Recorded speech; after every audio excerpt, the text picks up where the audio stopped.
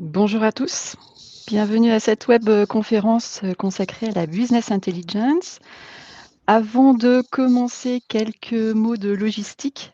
Vous voyez que sur la droite de votre écran, vous avez un chat pour les participants dans lequel vous pouvez discuter avec nous et surtout vous poser vos questions au fur et à mesure de cette intervention. Par ailleurs, pour, votre information, vous aurez aussi la possibilité d'avoir sur les parties basses de votre écran, un appel pour nous solliciter, surtout si vous voulez, prendre ensuite rendez-vous avec Élie et Romain. Vous aurez un petit formulaire à répondre. La présentation sera aussi mise à votre disposition. Et puis, enfin, j'en profite, mais n'oubliez pas de noter s'il vous plaît. Merci beaucoup, cette présentation, à la fin. Je passe maintenant la parole à Élie et à Romain pour qu'ils se présentent. Eh bien, bonjour tout le monde. Élie Dufraîche, donc enchanté à tout le monde. Je suis le directeur de la branche DSI du groupe NeoBrains, qu'on présentera un peu plus juste après, qui est en charge de prestation de conseils auprès des directions informatiques et notamment sur toute la partie data qu'on va vous développer après sur les intérêts et usages de la data dans les entreprises. Et j'ai le plaisir de partager cette webconférence avec Romain, à qui je donne la main. Donc je m'appelle Romain Mazy, je suis consultant donc, dans la branche pour la marque NowDSI, donc dans la branche data et BI du groupe NowBrains. Donc je travaille principalement avec mon équipe en interne et en externe sur tout ce qui est gestion de la data, des flux de données qui servent à construire et mettre en place des tableaux de bord reporting BI à travers différents outils de BI. Voilà. Parfait. Et avant de rentrer dans le cœur du sujet, juste pour présenter ce qu'on vous parle de NowBrain Now DSI, juste très rapidement. Donc nous on fait partie de l'équipe Now DSI qui est la branche conseil audit SI, sur lequel on fait de la data et tout ce qui est DSI à temps partagé. Et on fait partie du groupe NowBrains, qui est un groupe qui a plus de 20 ans, qui a plus de 500 clients, 160 collaborateurs, et on est basé partout en France avec un cœur de métier, et vous avez sûrement dû nous entendre parler, qui s'appelle Now Team sur maintenance, infogérance, tout ce qui est gestion des infrastructures, et Now Cyberdéfense pour tout ce qui est sécurité de la donnée. On en parlera un petit peu à la fin sur l'importance de la sécurisation dans la BI. Si on est bon, le temps que tout le monde arrive, je ne sais pas si on a assez... je pense qu'on peut y aller, Laurence. Oui, effectivement, on peut avancer, Bon. Élie. Allez, bon, on est bon. Donc du coup, pour rentrer dans le cœur du sujet, juste avant, pour que vous compreniez l'importance de la BI, la BI, c'est pas nouveau, c'est pas quelque chose de récent, c'est quelque chose qui existe depuis déjà, enfin le concept, il a plus de 15-20 ans. C'est juste que souvent, on s'en fait une montagne. Et là, l'idée, c'est vraiment l'introduction et l'explication comment, dans les entreprises, PME ou petites ETI, on peut facilement mettre le pied dans la BI pour rapidement, on va dire, en tirer les bénéfices. Aujourd'hui, pourquoi dans les entreprises on fait de la BI? Je ne vais pas tous les lister, mais en gros, c'est pour des gains de performance assez flagrants en général à partir du moment où je commence à décider avec de la donnée et non pas juste du ressenti. Donc, c'est des métriques qui viennent de différents cabinets type McKinsey ou autre, mais l'idée, c'est de vous présenter le fait qu'on gagne en rentabilité, on gagne en réduction des coûts, parce que du coup, on est beaucoup plus performant et efficace et on fait moins d'erreurs. En termes de relations clients, on peut gagner aussi bien sur l'acquisition de nouveaux clients que de la satisfaction. C'est entre 20%, voire 23 fois plus pour les nouveaux clients. Et surtout, et on en parlera un peu sur la fin, nous-mêmes, on fait de la prestation sur tout ce qui est accompagnement data pour l'IA. Et en fait, on a beaucoup de prestations sur lesquelles on voit des clients qui partent un peu trop vite sur des sujets d'IA, alors que la data pour alimenter l'IA n'est pas bonne. Donc attention, on va en parler dans cette problématique d'intégration et de mise en place de sujets BI.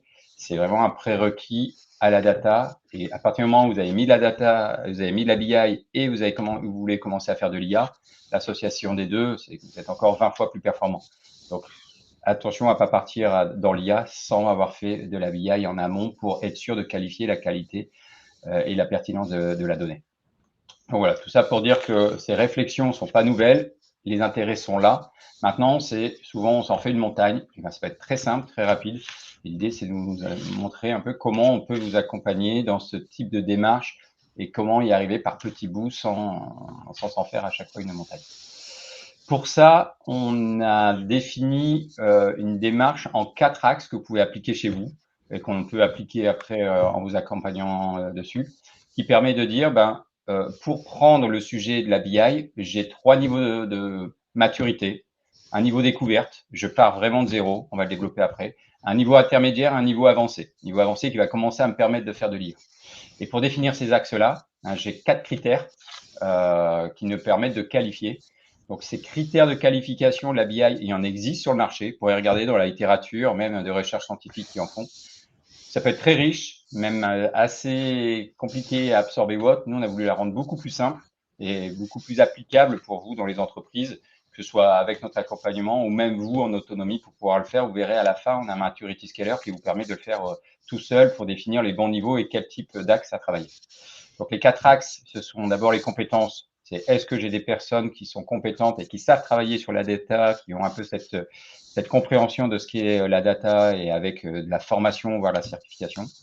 La culture, c'est est-ce que je prends des décisions, est-ce que j'ai bien une réflexion orientée data pour les orientations de mon entreprise et d'être sûr que soit moi, mon poste opérationnel ou soit le directeur au niveau de sa prise de décision, j'utilise bien la donnée pour mon quotidien, qui nous permettrait ce qui vous permettrait d'en tirer tous les gains et intérêts présentés juste avant. Le niveau de maturité se caractérise aussi par la technologie. Est-ce que j'ai au moins des briques technologiques en place? Est-ce que j'ai des infrastructures? Est-ce que j'ai des équipements qui vont bien? Et dans l'intégration, c'est est-ce que j'ai bien tout qui est intégré? Est-ce que mes process, est-ce que je suis bien data-centric? C'est est-ce que finalement, j'ai ma data qui est bien intégrée sur l'ensemble de mon entreprise, que ce soit d'un point de vue process ou gouvernance, voire sécurisation dont on parlera tout à l'heure. Donc, l'ensemble de la présentation, l'idée, c'est de vous partager comment nous, on le décompose sur les 3 niveaux de maturité et comment vous pourriez vous projeter sur chacun de ces niveaux pour identifier, avec des cas d'usage qu'on vous présente sur les 3 niveaux, votre niveau de maturité auquel vous pourriez vous situer. Alors, on vient d'ailleurs d'ouvrir un petit sondage. Vous pouvez voir sur la droite de votre écran si vous voulez y accéder. Et on est intéressé effectivement de voir vos votes pour savoir aujourd'hui où vous pensez en être avant de commencer cette présentation, comment vous arrivez à vous situer. Entre le niveau 1, 2 ou 3, l'idée, c'est entre ce qu'on va vous dire là, maintenant et juste avant, on va qualifier l'évolution selon vous de votre niveau de maturité et on va vous reposer la question à la fin qui permettra un peu de vous resituer entre avant et après cette présentation. On le laisse couler un peu, Laurence, et on Oui, avance en et même puis temps. on peut avancer avec Romain. Okay. Et du coup, je laisse la main à Romain pour présenter les caractéristiques des différents niveaux de maturité. Est-ce que là, je peux y aller? On attend un petit peu. Non, vas-y. Ok. Alors, pour commencer, donc le premier niveau de maturité qui va être le niveau de maturité donc découverte. Le premier niveau, on va étudier un petit peu, on va comprendre un peu les premières caractéristiques de ce niveau, c'est-à-dire pourquoi on peut classer certains cas ou non via le Maturity Scaler sur ce premier niveau qui est le niveau de découverte. Sur les 4 axes que vous voyez ici, infrastructure technologique, premièrement, ça veut dire un petit peu est-ce qu'on a les outils BI adaptés? Est-ce qu'on a des outils BI déjà pour commencer qui permettent de faire de la BI? Ils sont spécialisés pour la BI ou est-ce qu'on va se servir par exemple d'un Excel pour commencer à faire des tableaux croisés dynamiques, pour commencer à avoir ses premiers indicateurs, ses premiers visuels, pouvoir trouver des chiffres par métier ou pour suivre l'activité.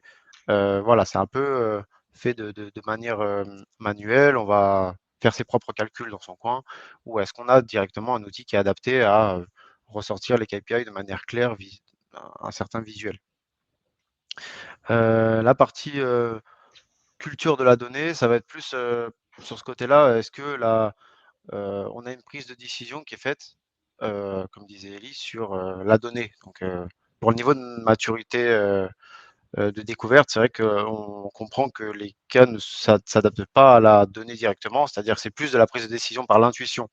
Les personnes de l'organisation ne sont pas sensibilisées ou démocratisées à la donnée et à la valorisation de la donnée, c'est-à-dire à la comment est-ce qu'on peut faire parler la donnée pour ensuite en prendre des décisions avec. l'utiliser pour ses futures prévisions stratégiques, par exemple, ou pour suivre un potentiel process opérationnel, optimiser un certain process opérationnel. Pour la partie compétences, en général, au niveau découverte, très peu de compétences. On a un manque de compétences en interne, on n'a pas d'équipe dédiée directement au travail de la BI, c'est-à-dire qu'on n'a pas, je vais citer grossièrement des noms, mais on n'a pas de data analyst, on n'a pas de data engineer, on n'a même pas, par exemple, un contrôleur ou contrôleuse de gestion qui va travailler des tableaux de bord, c'est-à-dire on n'a pas encore directement la compétence qui permet de mettre en place des tableaux de bord BI, de mettre en place même des indicateurs métiers, etc. Et ce qui va du coup en cascade freiner sur la partie intégration de la BI, puisqu'on se rend compte que les process BI finalement ne sont pas intégrés. On n'a pas directement de projet ou de stratégie BI qui permettent d'utiliser la donnée dans, dans son utilité pour en prendre des décisions finalement. Parce qu'on a des données, mais on ne va pas s'en servir pour la décision. Elle n'est pas là pour améliorer l'organisation, l'activité. Elle est, voilà, elle est pas utilisée encore dans les process de prise de décision.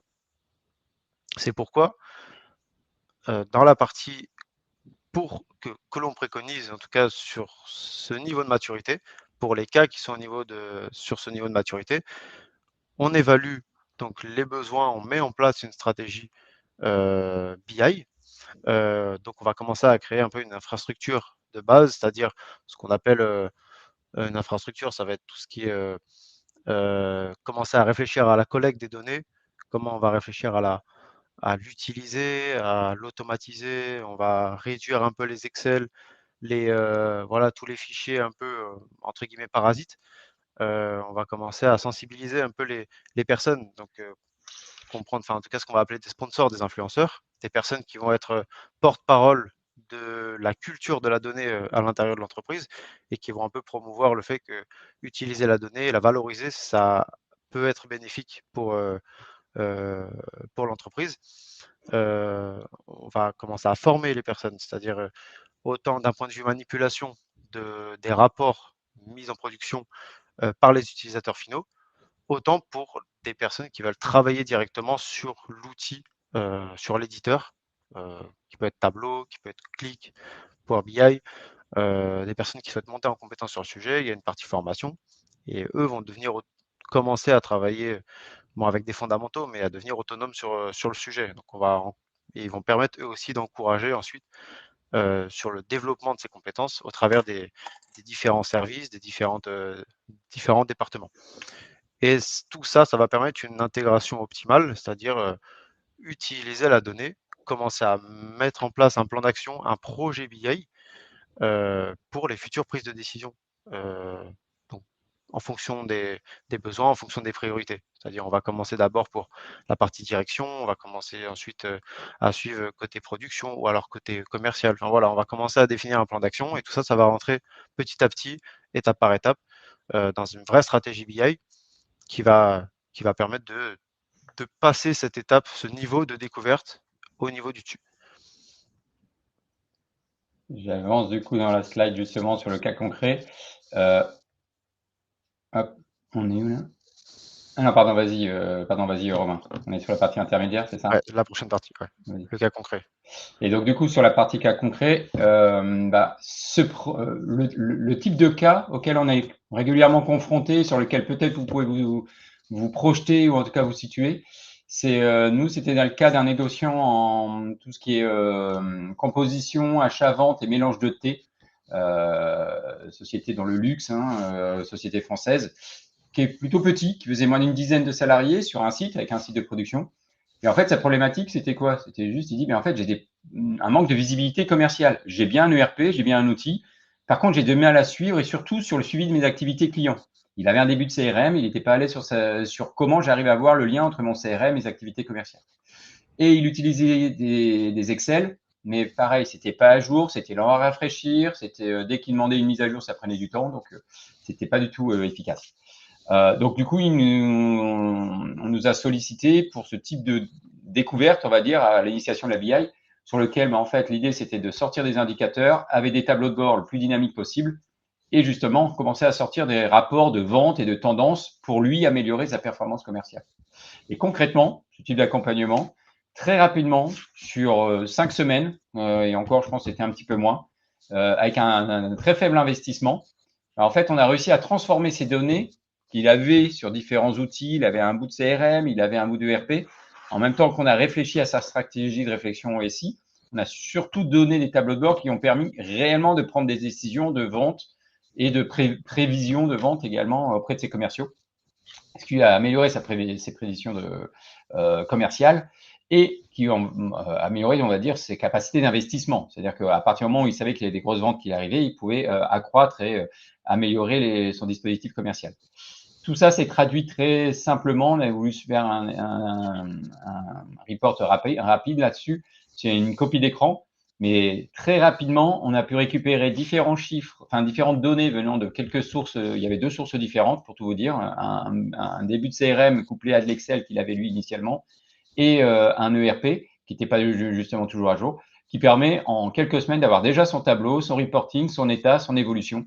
Donc ça, très rapidement pour un premier niveau de découverte qui lui a permis, sur une société qu'on continue d'accompagner, à améliorer l'usage et à le transformer au sein des autres services et au sein d'autres directions qui vont le faire monter maintenant à un niveau de maturité 2 pour lequel je laisse la main à Romain sur la présentation d'une entreprise de niveau de maturité basique. C'est le deuxième niveau de maturité. Voilà, donc pour les caractéristiques d'un niveau de maturité basique, donc là, c'est quand on a commencé à établir des premiers outils de BI, on a commencé à travailler avec, on a commencé à mettre en place des premiers outils. Donc des fois, ça peut être des modules directement intégrés aux ERP, ça peut être carrément des outils indépendants sur lesquels on va commencer à travailler un peu les indicateurs, la donnée qu'on va venir récolter. On va commencer à centraliser la donnée, c'est-à-dire donc par un entrepôt ou non, mais au mieux, c'est souvent, dans la plupart des cas, un entrepôt. On va venir centraliser la donnée, la consolider, sur laquelle on va la travailler. Ça va pas faire partie de tous les cas. Vous verrez ensuite dans le cas qu'on vous montrera, ça peut dépendre des scénarios, mais en général, on fait cette manière-là de pouvoir centraliser, consolider la donnée, l'agréger et même la traiter avec ce qu'on appelle un processus ETL. Le but, ça va être de sélectionner les données qu'on a besoin, les consolider pour ensuite les choisir pour le type de rapport, le type de KPI qu'on a besoin. Pour ce niveau de maturité-là aussi, ben, comme on a vu dans le niveau d'avant, c'est que et on a besoin d'une culture de données qui est assez sensibilisée, il nous faut une certaine démocratisation de la donnée. On a besoin de savoir que la donnée, il faut la valoriser, il faut l'utiliser pour prendre des décisions. Donc ça, normalement, à ce niveau-là, c'est déjà intégré. En tout cas, on a nos premiers sponsors, on a les quelques personnes, ça va dépendre à quel niveau, mais on a les quelques personnes qui savent que travailler la donnée, sa valorisation, même sa monétisation, de pouvoir l'utiliser au travers de prise de décision ou même d'optimisation des process, c'est un impact bénéfique. Pour ça, on a une partie compétence aussi où, à partir de ce niveau-là, on se rend compte que les employés, ils commencent à savoir utiliser, en tout cas, les utilisateurs des rapports, ils sont formés à utiliser ces rapports, ils savent utiliser des rapports, ils savent interagir avec les différents indicateurs, les différents visuels qui leur sont donnés. On va avoir donc soit souvent, dans la plupart des cas, comme on a rencontré à ce niveau-là, c'était, comme je disais tout à l'heure, c'est des contrôleurs de gestion, ou alors dans l'administration, la finance, ou des fois c'est les responsables de métier qui prennent un peu de leur temps pour faire des rapports, pour construire leurs indicateurs. Donc ils vont un peu se former directement, ils vont devenir autodidactes sur le sujet, mais pas assez, pas assez spécialisés pour faire réellement ce qu'ils ont envie de faire. Ils vont vite se retrouver bloqués, mais ils ont commencé à travailler le sujet. Donc ça, c'est souvent dans ce genre de maturité-là qu'on retrouve ça. Et tout ça amène à une intégration de BI dans lequel les projets sont déjà mis en place sur quelques-uns des services. Donc souvent, ça va être les services qu'on reconnaît le plus, la comptabilité, la gestion des commandes, le suivi de l'activité ou directement pour la direction, un suivi assez global de l'entreprise. On retrouve souvent les mêmes métiers qui sont les plus primordiaux, on va dire. Mais surtout, on reconnaît on commence à reconnaître que la stratégie BI et que les projets BI qu'on met en place servent à prendre des décisions sur ces différents services, ces différents sujets-là. Maintenant, comment on passe à un état de maturité avancé? En termes d'infrastructure, on met en place donc ces reporting-là. C'est-à-dire qu'on commence à comprendre qu'on a besoin de visuels, on a besoin d'interagir avec les tableaux de bord, on a besoin de jouer un peu avec les visuels, on a besoin de rentrer dans des niveaux de détail, de précision, c'est-à-dire rentrer que ça soit au niveau de, je sais pas, je vais dire des indicateurs, mais par exemple de taux de marge, etc., de chiffre d'affaires, de prévisionnel, mais plus précisément par article, par département, par région. On va commencer à rentrer un peu plus en détail sur ce côté-là. On va commencer à mettre en place aussi une architecture, comme on dit, plus robuste. Donc, c'est-à-dire commencer à travailler des automatisations de données par différents systèmes comme Power Automate, etc., qui vont permettre de récolter la donnée et de la traiter pour qu'elle devienne propre avant son utilisation sur un Power BI, sur un reporting BI. On va sensibiliser, on va former les utilisateurs à créer leur propre tableau de bord BI, à créer ce qu'on appelle des modèles de données, donc des jeux de données, dans le but est qu'on sélectionne la donnée, qu'elle soit utilisée et qu'elle soit, comment dire, sélective. C'est-à-dire qu'on ne prenne pas toutes les données qu'on a besoin et dès qu'on a toutes les données qu'on a récupérées, là, on va commencer on va faire des indicateurs un peu avec ce qu'on a. Le but, c'est de commencer maintenant à cadrer les données qu'on a besoin par métier. On va encourager chaque responsable de métier à utiliser la BI pour prendre des décisions. On va les former sur l'utilisation de leurs outils Power BI, etc., sur les compétences qu'ils ont besoin, mais bien plus avancées, bien plus en termes de profondeur de compétences, c'est-à-dire utiliser du DAX, utiliser du modèle de données, etc.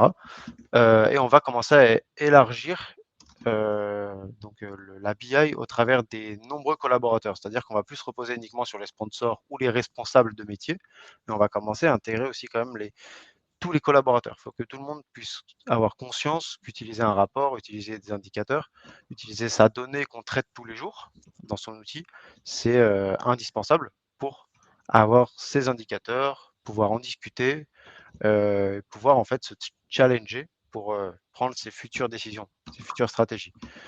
C'est ce qu'on appelle ensuite initier. Donc c'est là qu'on va commencer à initier la self-BI. Ça ne se met pas encore en place ici, mais on va être précurseur un peu de la self-BI. La self-BI, c'est pouvoir soi-même, en tant que personne à part entière d'une entreprise, peu importe mon niveau, peu importe mon département, c'est pouvoir, moi, réfléchir dans la BI, utiliser la donnée qu'on me donne pour la travailler, travailler mes indicateurs, travailler mes rapports, et savoir ce que j'ai besoin réellement, ce que j'ai besoin d'avoir en visibilité, pour réfléchir, en fait, pour avancer et pour prendre mes futures décisions autant individuellement que pour mon équipe, par exemple.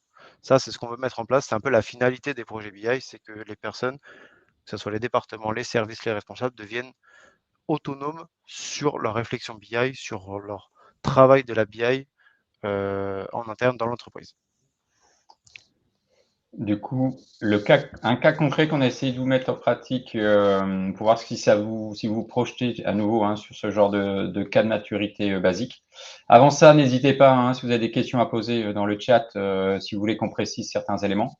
Mais là, donc du coup, le CAC, c'était une entreprise qui fait une vingtaine de millions de chiffres d'affaires, 170 salariés, une vingtaine de sites, qui est spécialisée dans la concession, vente et réparation de camping-cars en national.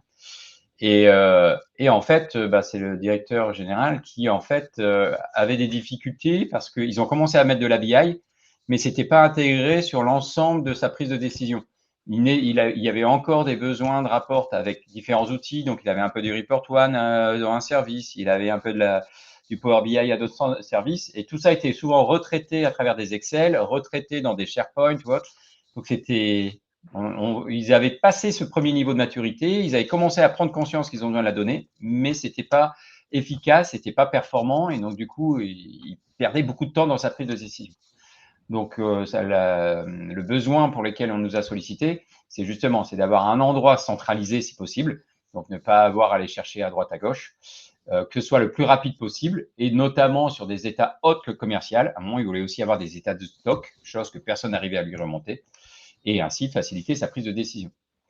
Et donc ça, à nouveau, sans devoir sortir le gros projet à la grosse usine, très rapidement, on a pu commencer à aller sortir ce type de tableau de bord et de reporting sur lequel son gain de temps, en fait, a été multiplié, je crois que c'était par 5 ou 6.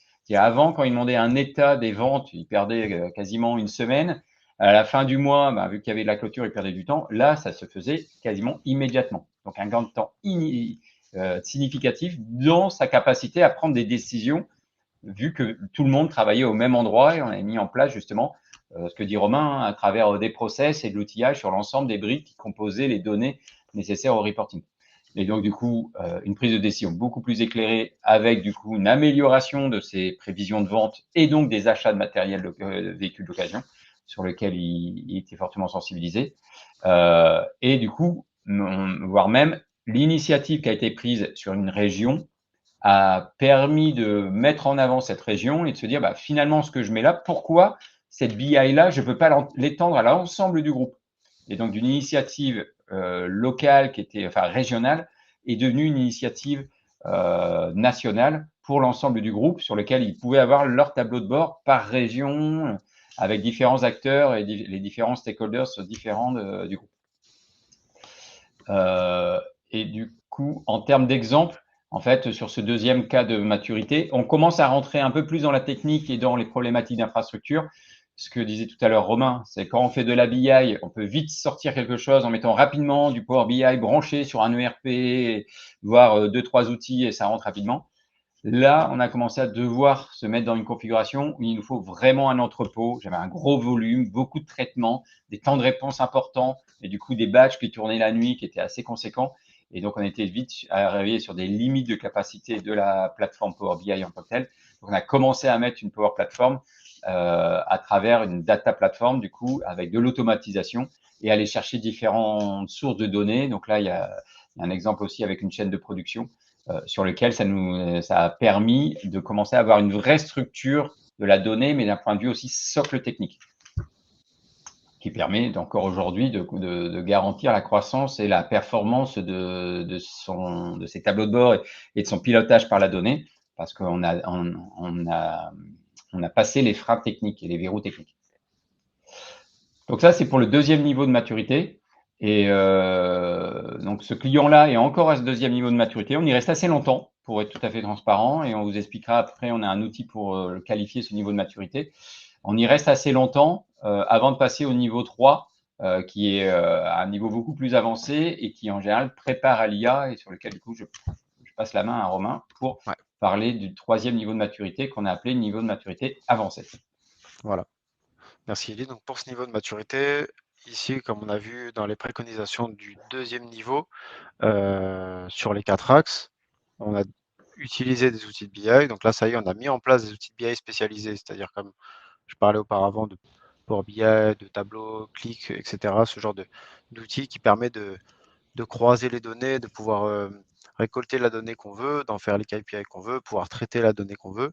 On a mis en place ce genre de consolidation de données pour analyser et actualiser la donnée qu'on a besoin en temps réel à travers un entrepôt, à travers un processus ETL, comme on dit, donc sur le schéma qu'on a vu juste avant.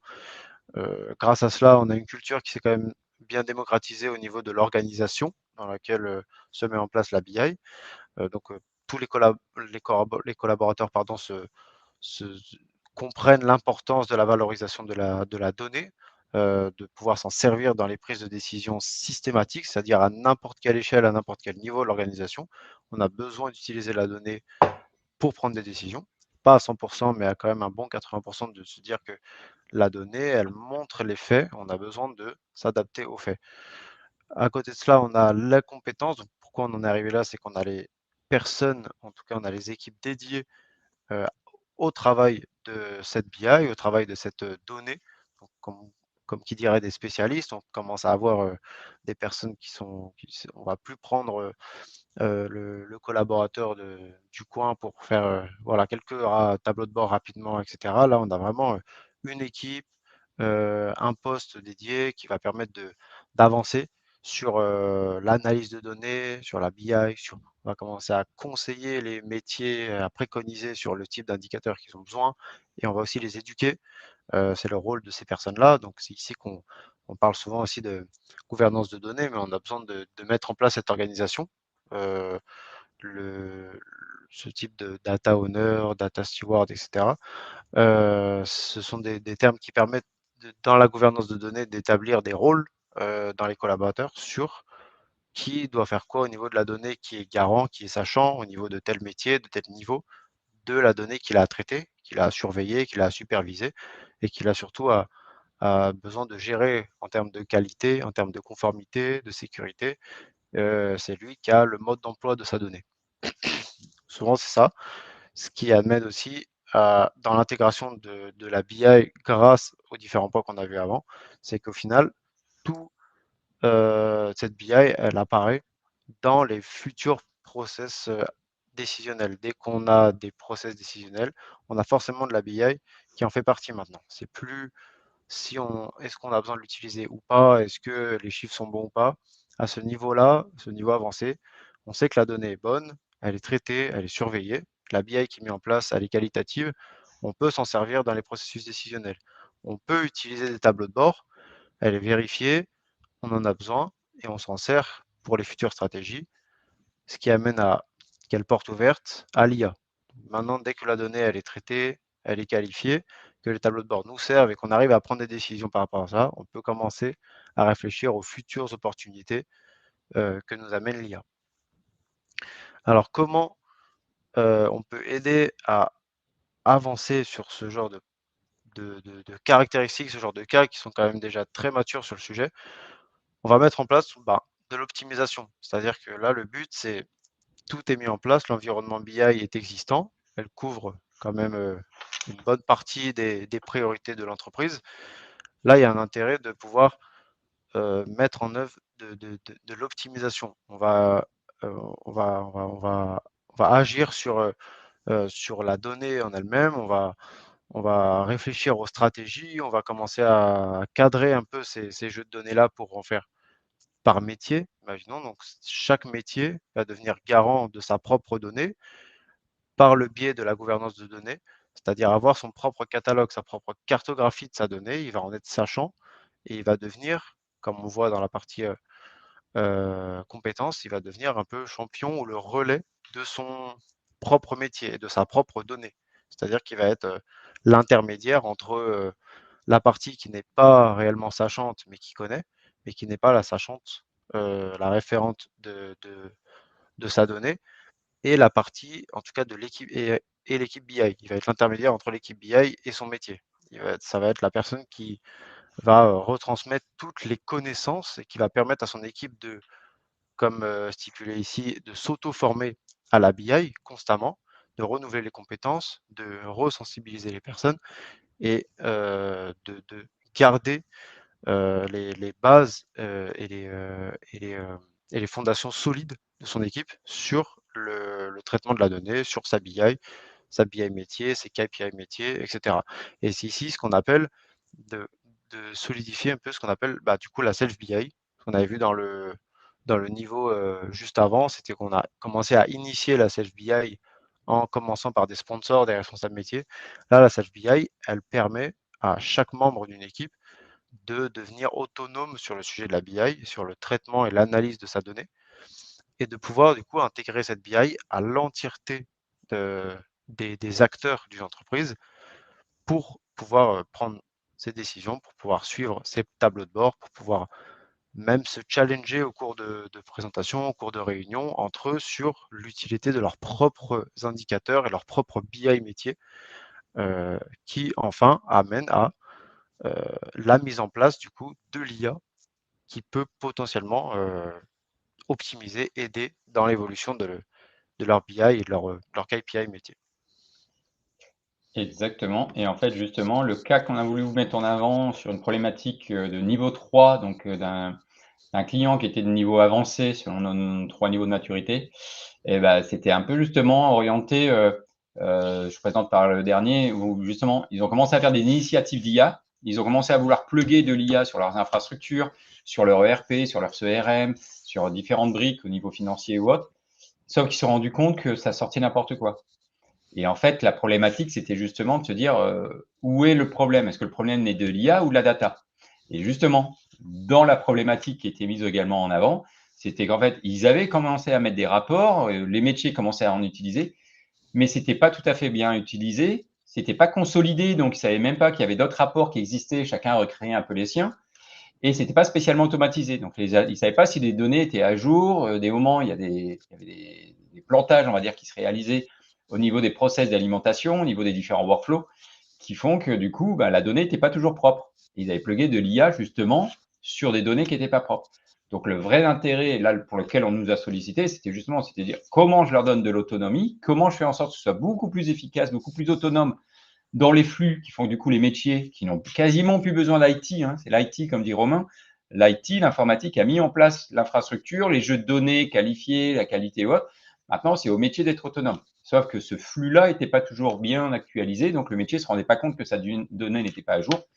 Et donc, du coup, dans le besoin, il voulait vraiment qu'il soit encore plus autonome. Donc, c'est ce qu'on appelle la self-BI. C'est plus là juste une initiative, c'est plus juste une tentative. Là, c'est on l'intègre sur l'ensemble des métiers à l'ensemble de l'entreprise. Et le dernier besoin, c'était justement comment je peux réellement passer à l'IA, parce qu'en fait, ils ont commencé, ils ont fait un retour arrière en disant, mais finalement, l'IA, c'est n'importe quoi. Et en fait, l'IA, ce n'est pas n'importe quoi. C'était juste que, en fait, la donnée n'était pas à jour. Et l'IA, si vous l'alimentez pas avec les bonnes données, c'est pas elle qui va vous fiabiliser la donnée. Donc, ce qu'on a mis en place, on a mis en place des sujets d'automatisation. Donc, on parle de Power Automate sur les environnements full Microsoft. C'est vraiment très efficace pour quand vous êtes full Microsoft, mais il y a d'autres outils. On utilise aussi du N8N ou autre pour d'autres types de données. Ah oui, pardon, j'ai oublié de présenter, c'est sur une entreprise qui fait un peu moins de 20 millions de chiffre d'affaires, 160 salariés, avec beaucoup de sites répartis, justement des métiers qui ne se parlent pas tout le temps parce qu'ils sont répartis un peu à droite à gauche, et sur lequel il y avait ce besoin d'automatiser et de fiabiliser la qualité de la donnée et la fraîcheur de la donnée, parce que les gens n'étaient pas tout le temps en présentiel au même endroit, au même moment. Donc voilà, donc on a avant tout fait en sorte de fiabiliser l'automatisation et la fraîcheur de la donnée à travers l'automatisation et de l'alerting, reporting de bugs, des éléments assez techniques qui étaient un peu sous le, on va dire, sous le capot, mais pour lequel le métier pouvait, on va dire, se reposer les yeux fermés en disant ce n'est plus un problème, je suis sûr que ma donnée est à jour. Ce qu'on a travaillé, c'est aussi sur des espaces de travail dédiés. Chacun pouvait avoir son environnement et son espace de travail dédié. Donc là, on a montré celui qui est équivalent à Power BI, où chacun avait son espace de travail avec ses jeux de données et pouvait les traiter tels qu'il voulait. Il pouvait encore faire appel à l'équipe IT si besoin de travailler sur des modèles particuliers, mais ils avaient leur jeu de données. Chacun avait son jeu de données qualifié, les données gold, comme on dit, propres à son métier. Et surtout, on a mis en place une organisation. En fait, l'organisation d'un point de vue compétence, qui fait quoi, qui est le data owner de cette donnée-là, qui qualifie que cette donnée est propre. Donc, un gros sujet également de qualification, de qui est en charge de dire que ma donnée est propre ou pas. D'un point de vue outil, il n'y a plus de sujet. Maintenant, c'est du pur fonctionnel, avec des vrais rôles et vraies responsabilités. Et donc, du coup, le résultat, c'est qu'ils sont devenus vraiment data-centric, c'est-à-dire que ces questions data, ils se les posaient dès le début du projet, dès l'expression du besoin, où cette prise en compte de, mais du coup, quel report je vais avoir, quelles données je vais aller chercher, était pris en compte à la moindre évolution du SI. Donc ça, c'était pour clôturer le 3e niveau de maturité qui introduit aux besoins d'IA, qu'on va parler avant. Entre deux, Laurence, on redemande peut-être un autre niveau de maturité pour voir si finalement les gens évoluent dans leur scoring.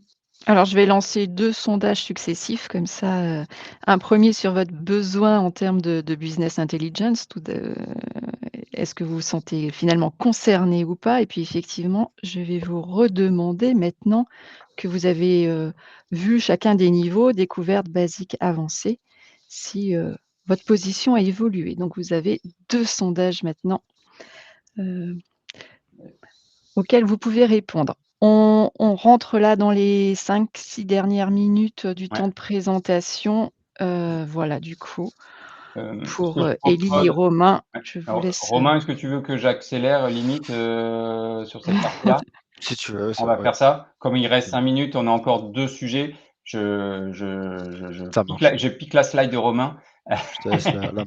Là, en gros, c'était Allez-y. pour présenter une démarche assez classique. Le principal message à retenir, c'est, et d'ailleurs, on va vous expliquer les erreurs à pas faire, mais c'est bien de comprendre les besoins métiers en amont, de comprendre pourquoi on veut faire cette BI-là, d'être sûr que on répond bien à un besoin. On ne fait pas de la BI pour la BI, pour un problème technique. C'était bien cet aspect-là. Et donc, quel est le besoin métier auquel on souhaite répondre? Et l'idée, ce n'est pas de le faire sur l'ensemble de l'entreprise, c'est de le faire vraiment en mode MVP pour se dire, je commence des premiers indicateurs, je commence à le faire pour un métier, pour un service, pour une direction, pour pouvoir apprendre et convaincre par l'exemple, permettant dans un second temps, toujours dans ces phases de projet qu'on vous a montré chaque fois, qui durent quelques semaines à quelques mois, on arrive à faire ces 4 étapes-là, même sur des petits projets, du coup en prenant des périmètres restreints, où la plus grosse des phases ensuite, ça va être la phase d'enrichissement. C'est là où réellement je commence à alimenter avec l'ensemble des données dont j'ai besoin dans son premier cas d'usage. Je commence à mettre de la sécurisation, je commence à mettre la gouvernance qui va avec. Donc c'est là où je commence vraiment à industrialiser cette phase d'enrichissement de mon tableau de bord. Et le dernier, à ne pas oublier, c'est surtout, une fois que c'est mis en place, à des moments, ça ne marche pas tout seul. Donc, il y a cette petite attention à mener pour se dire, attention, à partir du moment où j'ai mis en place un projet BI, est-ce que mes gens sont bien formés? Est-ce qu'ils sont sensibilisés, pardon? Ce que disait Romain tout à l'heure, quand on a un 3e niveau de maturité, on peut commencer déjà à se reposer sur des champions en local qui ont été formés et sur lesquels les métiers peuvent se reposer. On ne l'a pas tout le temps selon le niveau de maturité. Donc, le niveau de formation et de sensibilisation sera plus ou moins fort selon que ce soit niveau 1, 2 ou 3. Mais on reste sur ce principe de ces 4 phases, dont ce niveau de sensibilisation à la fin, et de maintenance. C'est-à-dire, attention, des moments, ça ne marche pas tout le temps. Il peut y avoir un bug, il peut y avoir des évolutions, des montées de patch ou autre. Ça ne va pas marcher tout le temps. Quelqu'un va ouvrir un rapport, il va dire, mes données ne sont pas bonnes. Il faut que ce soit défini, organisé d'un point de vue maintenance de ma solution de BI. Et derrière ça, l'idée, c'est sur le cadre, fort de nos expériences sur ce cadre de méthodologique, on constate régulièrement des échecs auxquels peut-être vous avez été confrontés, sur lesquels on peut vous aider à ne pas retomber dans des pièges on constate assez souvent quand on récupère des projets. C'est déjà le premier, comme je disais tout à l'heure, ne pas partir sur un choix d'outils uniquement. Le choix n'est pas la finalité, c'est le besoin métier qui doit prévaloir.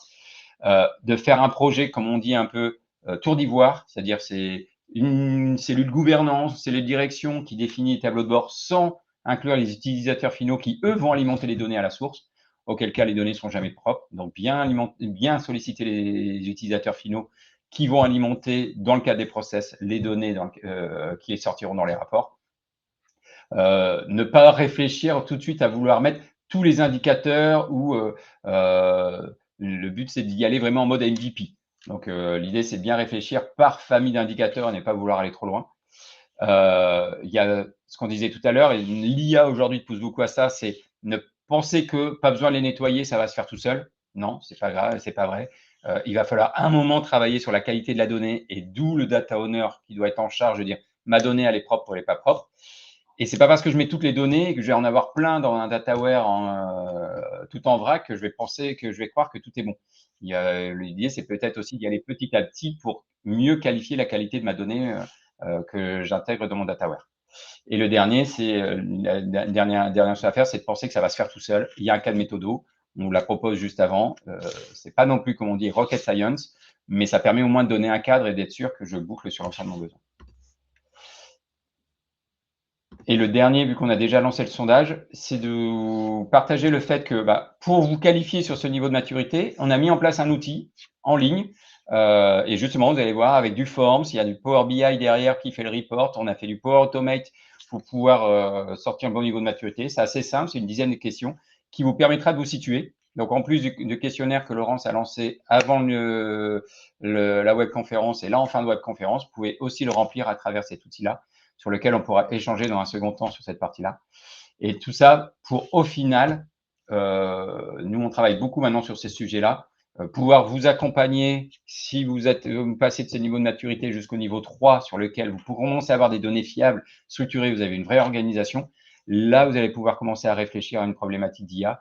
Vous allez commencer à pouvoir réfléchir sur la qualification de données, de la traduction de données, sur la génération de texte ou autre, mais basé sur une source, sur un référentiel, sur un data mart avec un dataware, avec une gestion de connaissances, une GED, mais qui sera propre, sur lequel vous aurez fait vos niveaux de BI 1, 2, 3, qui vous garantira une fraîcheur, une bonne qualité de données pour pouvoir commencer à faire de l'IA, qui sera sûrement l'occasion, Laurence, en teasing, d'une prochaine webconférence sur l'IA appliquée en 4e étape pour les niveaux de maturité de la BI.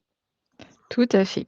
Alors je vous ai passé dans la discussion aussi, l'accès direct pour que vous puissiez copier-coller le lien, vers le Maturity Scaler. Donc n'hésitez pas à faire, l'exercice de répondre, à chacune des questions. C'est toujours, très riche, d'informations. Je vous ouvre aussi un tout dernier sondage qui est plutôt, là, lié à votre sensibilité à l'intelligence artificielle. Je vous laisse, 1 minute pour, y répondre. Peut-être, pendant ce temps-là, on peut conclure, puisqu'on a terminé et parler peut-être un peu de ce qu'on peut apporter en termes d'accompagnement pour, former les personnes. On voit que c'est un sujet relativement transverse à chacun des niveaux de maturité. Je ne sais pas lequel des 2 veut répondre, Élie ou Romain? Vas-y, Romain, j'ai peut-être beaucoup parlé. Bah, vas-y, si tu veux répondre, n'hésite pas. En fait, selon les niveaux de maturité, le sondage, on voit, Laurence, hein, les gens ont pu, peut-être faut que je le remette, c'est ça? C'était très partagé entre, découverte et niveau basique. Ouais, c'est ça. OK, et donc alors du coup, attends, je le regarde, hop, en sondage. En fait, c'est exactement le niveau qu'on a. Alors j'ai pas le chiffre exact. On est combien en découverte, pardon, Laurence? Ah oui, ça y est, je vois, 50. OK. C'est exactement. Nous, chez nos clients, on est plutôt à 70-80% de niveau découverte. C'est-à-dire qu'on a beaucoup d'entreprises qui ont conscience, mais qui n'ont pas franchi le premier pas. Donc, on est même plutôt agréablement surpris d'avoir ce 50% de découverte. On aurait pu croire plus. Et après, au niveau avancé, alors après, j'ai pas le détail sur le niveau et la taille de l'entreprise. En niveau avancé, soit on constate souvent des entreprises assez jeunes, tech, assez innovantes et qui du coup ont ce mindset assez rapide de la donnée et qui vont du coup peuvent vite rentrer dans des sujets d'IA parce qu'ils n'ont pas d'aide technique, ils n'ont pas d'historique, soit plutôt des grands groupes avec beaucoup plus de structures, de moyens qui leur permet de mettre en place les infrastructures, les compétences qui vont bien avec. C'est un peu comme ça qu'on le constate nous aujourd'hui, selon les 3 niveaux de maturité. Merci. On est bien dans les temps. Je ne vois pas de questions arriver, mais n'hésitez pas, il reste encore, 1 minute ou 2 s'il y avait une dernière, question. On peut peut-être redonner aussi vos emails, sur le dernier slide. Ouais. Du coup, j'ai laissé le Maturity Scaler. À travers le Maturity Scaler, on vous demandera de toute façon votre email qui vous permettra aussi d'échanger pour approfondir l'analyse. C'est pas parfait, c'est jamais entièrement automatique, mais ça permet déjà de jauger un bon niveau de maturité. Romain, tu en as régulièrement des retours sur des analyses de Maturity Scaler qui permettent déjà de se poser, de se situer et d'échanger sur par quelle étape, là, les préconisations que proposait Romain sur les 3 niveaux, voir par quel bout on pourrait vous accompagner pour sécuriser le bon usage de la data. C'est ça. N'hésitez pas à travers Maturity Scaler ou les emails qui apparaissent là. Du coup. Alors Romain, tu voulais relayer? Non, en gros, moi je voulais dire que par exemple, c'est pas directement la globalité du niveau de maturité, du scoring du niveau de maturité qui va définir le niveau de maturité, ce qu'on doit préconiser, mais surtout, nous, de la manière dont on reçoit les résultats au travers du Power BI qui a pu parler Ellie, donc du Power Automate qu'on a connecté, on reçoit un indicateur qui va indiquer le scoring par axe, sur les 4 axes, et on va surtout se rendre compte, au travers de ces indicateurs, quel endroit il y a entre guillemets des lacunes sur lesquelles on doit travailler pour avancer au niveau de maturité supérieure. C'est pas un scoring global et on travaille sur un truc, sur un projet global, c'est vraiment on va essayer de combler l'axe dans lequel il va manquer un peu de la compétence, de la connaissance, sur lesquels on peut mieux accompagner pour atteindre le niveau au-dessus. Voilà, c'est surtout ce côté-là que je voulais mettre en avant. Merci à tous les deux. Nous allons conclure. Je rappelle que vous pouvez télécharger la présentation, que vous pouvez aussi utiliser l'appel à projet qui doit être en bas de votre écran pour nous contacter. Et vous avez voilà aussi les adresses email de Romain et de Élie. Merci à tous et très bon Merci. après-midi. Merci tout le monde. Merci. Au revoir. Au revoir.